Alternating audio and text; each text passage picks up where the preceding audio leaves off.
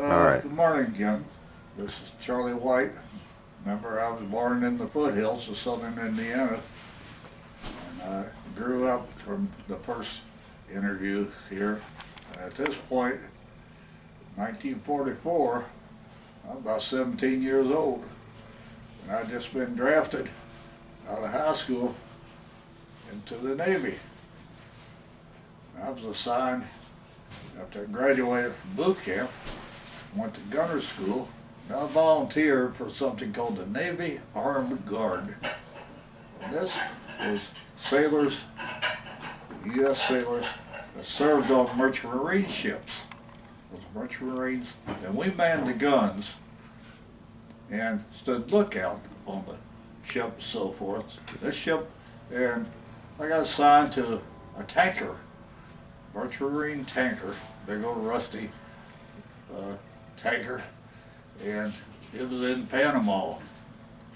And I've never been to Panama, didn't even know where Panama was at.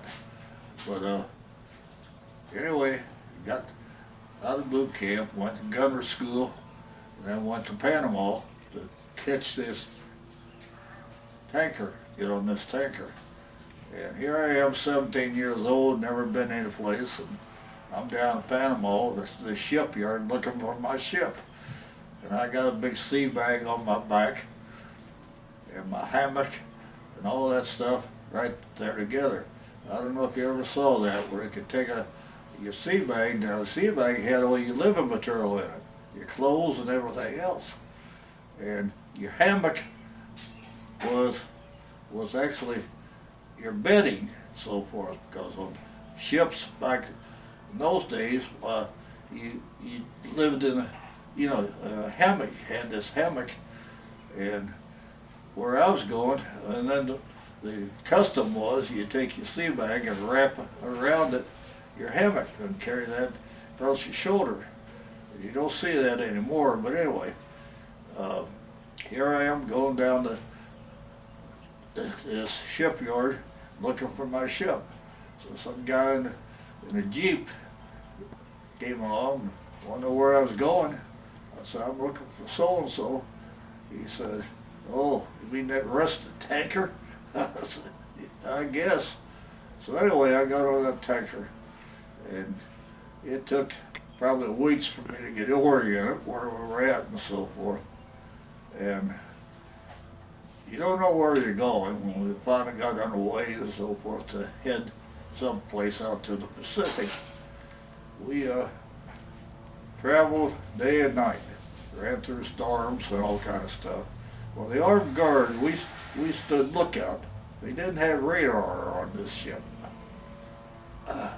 So they was dependent upon our eyes, and all we do is stand there for a shift of about 4 hours, scanning the horizon with binoculars, looking for, you know what, you're looking for planes, looking for other ships and so forth. But we finally got to a port called New Guinea out in the Pacific. And I can remember New Guinea cleanly, because that was the first place I've been, and never, again, didn't know where New Guinea was at. But it's over the Pacific coast of about Australia. It's north of Australia.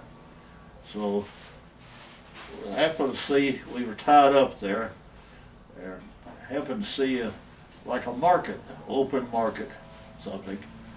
And we decided, they gave us permission, you guys want to get off a little bit off the ship. Now we've been 30 days without it being on land. So that was a great experience. Just being off land, right in the middle of World War II, and being in New Guinea. New Guinea had already been bombed, and really Japanese and the United States and the Marines especially just battled and battled on New Guinea there at one time. By the time we got there, it was pretty cleared and being rebuilt. So that was in 1944. And I remember the women coming down from, I guess, out of the mountains, out of the hills, and they're there wearing these long skirts, and on their heads these big, I guess, baskets like what they had was fruit and vegetables and things like that, taking them to the marketplace. And they didn't have any tops on. And you looked, and I thought, damn, never seen anything like that before, not back in Sellersburg where I came from. And I would gawk and look, and mainly like that, I put my hands up to my face, didn't want to look, because my grandmother found out I was out there looking at women half naked, she'd slap me upside the head.